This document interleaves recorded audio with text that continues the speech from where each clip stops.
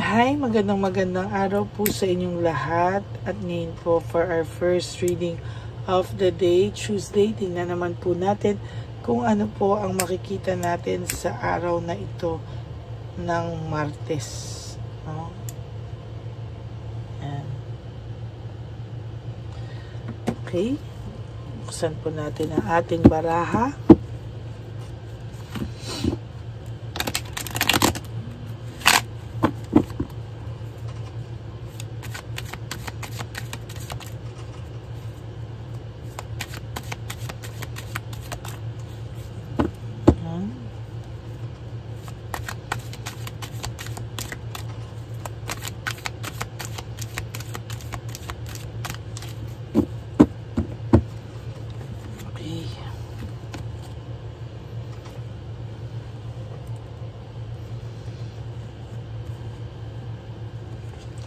Hindi po tayo ng 10. 1, 2, 3, 4, 5, 6, 7, 8, 9, and 10.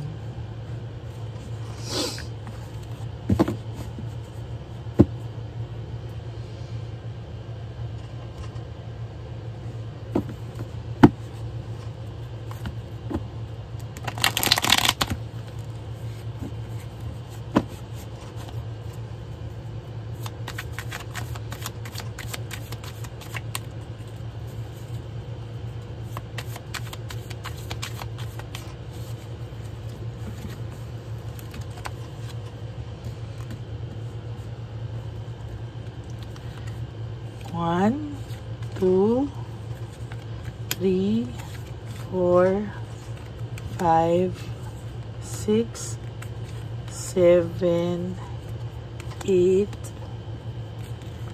9, and 10.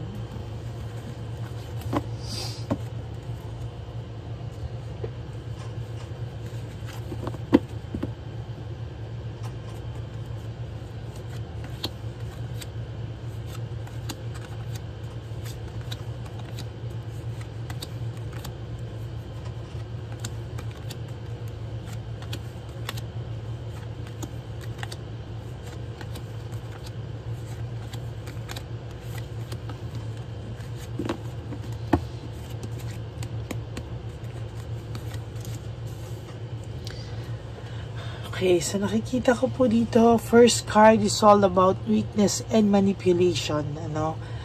So nakikita ko po ay na-take advantage po yung kabaitan mo and na-manipulate ka po, no? Why? Kasi po, yung kabaitan mo pong sobra-sobra ay naging confident po, no? Or nagamit na po sa hindi magandang bagay, no? Para pong dahil sa sobrang bait mo, naging confident na po siya na hindi mo siya kayang iwanan whatever happens. Kaya imbis na bumalik po siya sa'yo, ang ginagawa niya po ay nag-e-enjoy muna siya,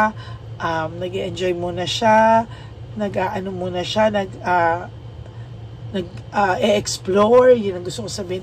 Kasi nga po, alam niya po na whatever happens, pwede naman daw po siyang bumalik sa'yo at nandyan ka pa rin naman daw po sa kanya. Rest, restoration, and contemplation. Sa totoo lang po, nakakakita po ako dito ng gusto din po niyang mapahinga yung kanyang kaisipan. Gusto din po niya na kahit papano ay mapanatag din siya, magkaroon ng peace of mind sa ngayon. Pero yan po ang ipinagdadamot sa kanya ng tadhana.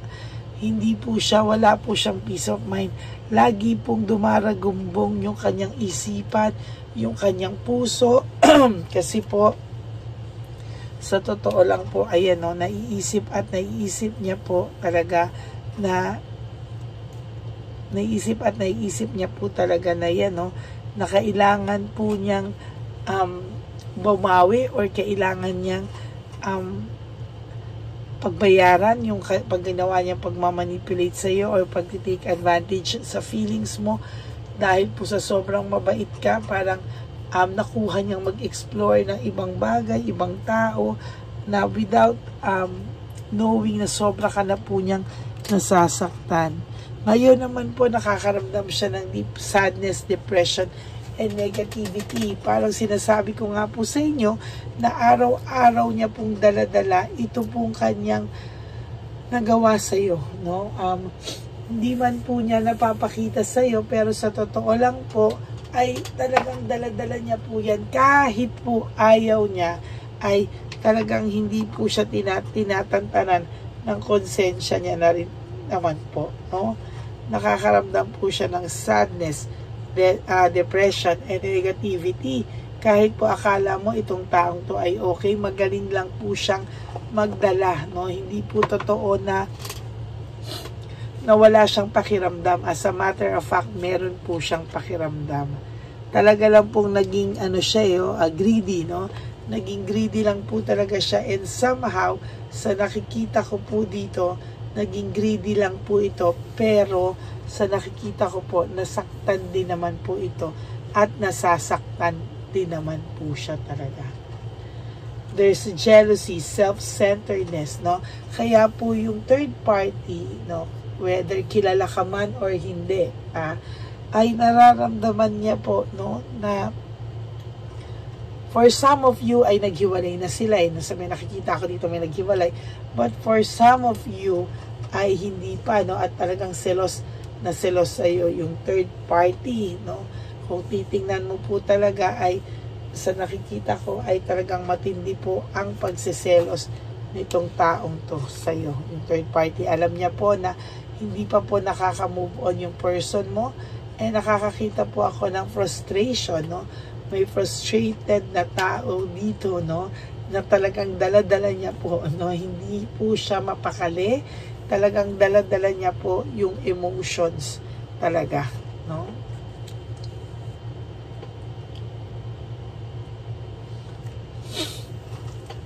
Ginusto niya po kasing maging free. Ginusto niya po mag-explore, ginusto niya po maging free. Ngayon po somehow sabi niya, ano daw ang napala niya, no? Ano daw ang napala niya sa ano daw yung napala niya dito sa kanyang kalokohan na mag-explore. For some of them, hindi naman po nila sinadya, pero still nagpadala pa rin sila sa tukso at sa emotion. Ngayon po sila ay nag-iisip, magulo po ang isip nila, no? Pinipilit din po ng iba po na naghiwalay, pinipilit po nila talagang focus na wag nang bumalik, pero minsan may urge po sa kanila na parang gusto pa rin nilang mag-explore, no? Lumabas na bunot ko po ang The Tower. Ang The Tower po ay disaster, broken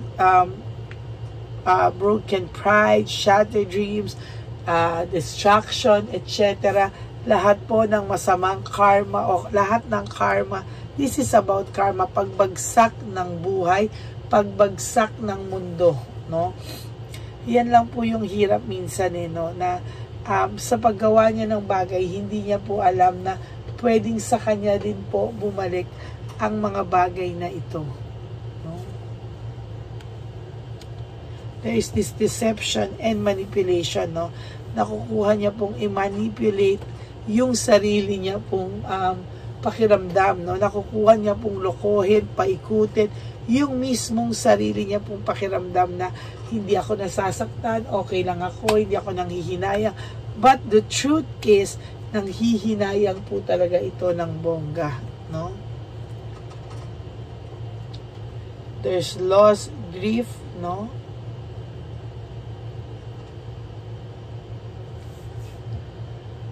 Nanghihinayang po siya. Ayan, no, niloloko niya na po yung sarili niya. But the truth is, may self-pity rin po siya.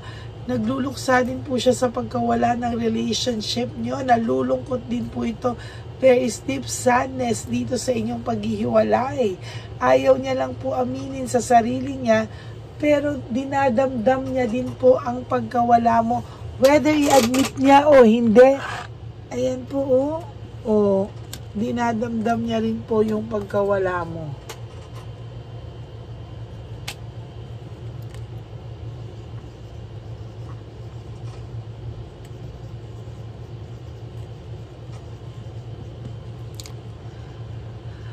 So, maniwala ka o hindi, affected din po siya sa pagkawala mo.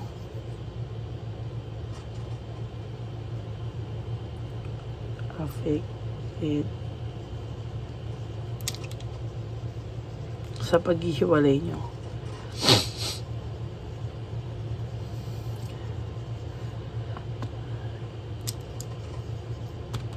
Ayan, so maniwala ka sa hindi, affected din po siya sa paghihiwalay nyo, no?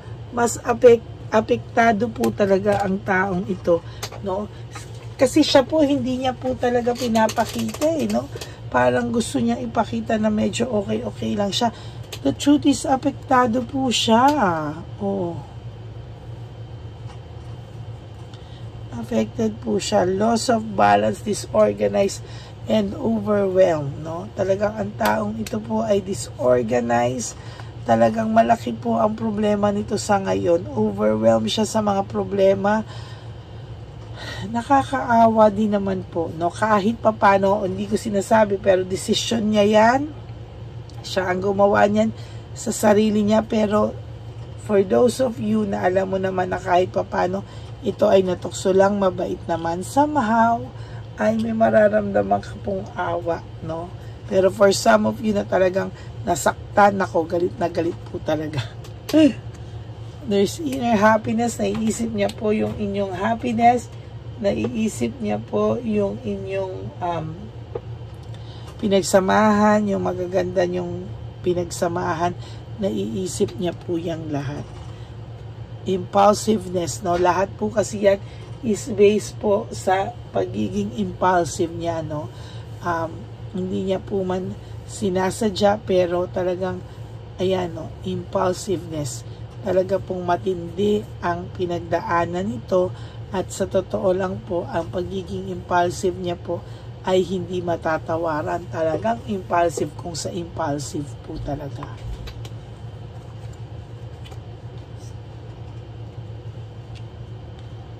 Ayan. So, alam niya po na may maayaw niya po. Takot po ito sa intriga. Takot po ito sa mapag-usapan siya.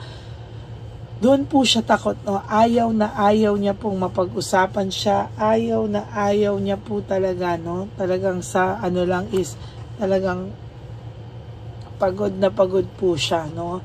Naiisip niya po ngayon yung broken relationship niya, shattered dreams. Talagang apektado po siya. No, sasabihin ko po sa inyo yung totoo, very, very affected po ang taong ito sa totoo lang. Ayan, no, impulsiveness, quick decision, talaga pong hindi niya kasi pinag-isipan, ano, sugod lang po siya ng sugod, and ayan ang nangyari sa kanya. Somehow, talagang makakaramdam ka po dito ng may lungkot po, no, may lungkot po sa kanya sa mga oras na to, dahil po sa mga desisyong hindi naman po niya talaga pinag-isipan.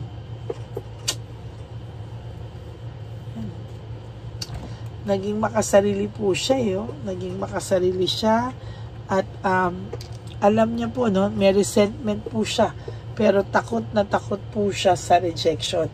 Alam niya po na may trust issues ka na sa kanya, alam niya pong nasaktan ka niya, so somehow alam niya po talaga, no, na there will come a time na itong taong ito ay lalapit sa iyo. Ngunit, no, nagdadalawang isip po siya dahil takot po siya sa rejection, no? So, yan po ang ating first reading of the day. Sa maniwala ka o hindi, affected pa din siya sa paghihiwalay nyo, no? So, mga taong masaya na siya, ganyan, hindi po, no? Sa pinagsamahan nyo, naiisip at naiisip ka rin naman po ng person na ito, to tell you honestly, no? So, yan po, no? Maraming salamat po sa inyo. And for those of you who would like to have a private reading with me, you can message me po at Ladyly Elena, that's L-A-D-Y-L-Y, Elena. Nasa dulo po yan ang ating video. Diyan nyo lang po ako makokontak. That's my only official and legit FB account. And for those of you po who will give me a super thanks for this video, I would really appreciate that, lalo na po ngayong nalalapit na po ang ating One Love a Day for the street elderly. So maraming salamat po sa nagbibigay sa inyo ng mga super thanks. At thank you from the bottom of my heart. And please po, no skipping of ads. Tulong nyo na po yan sa ating channel. And sana po ay tulungan nyo po akong maka-reach ng 20,000 subscribers, kasi gusto ko po unti-unti ay umabot tayo sa silver. Yun lang po talaga yung pangarap ko, na magkaroon ng silver, no? Para yun ay aking isang fulfillment na talagang sana po ay matupad. Yun, maraming salamat po sa inyong lahat. And sana po ay napanood nyo na po yung first, second reading of the day kahapon. Pasensya na po kung hindi ako agad nakakapagbigay ng third, kasi po nagpapak po kami everyday para po sa ipamimigay natin sa Sabado sa ating mga matatanda sa kalye, no? Yan po ang ating goal for Saturday, ang mamigay sa kanila ng loot bags at mga kung ano-ano pang bagay na makakatulong sa kanila. Okay? And sa akin pong Lady Elena friends, family, and subscribers, I love you all from the bottom of my heart. Mahal na mahal ko po kayo, at ako po ay very grateful sa inyong lahat, na kahit po napakarami pong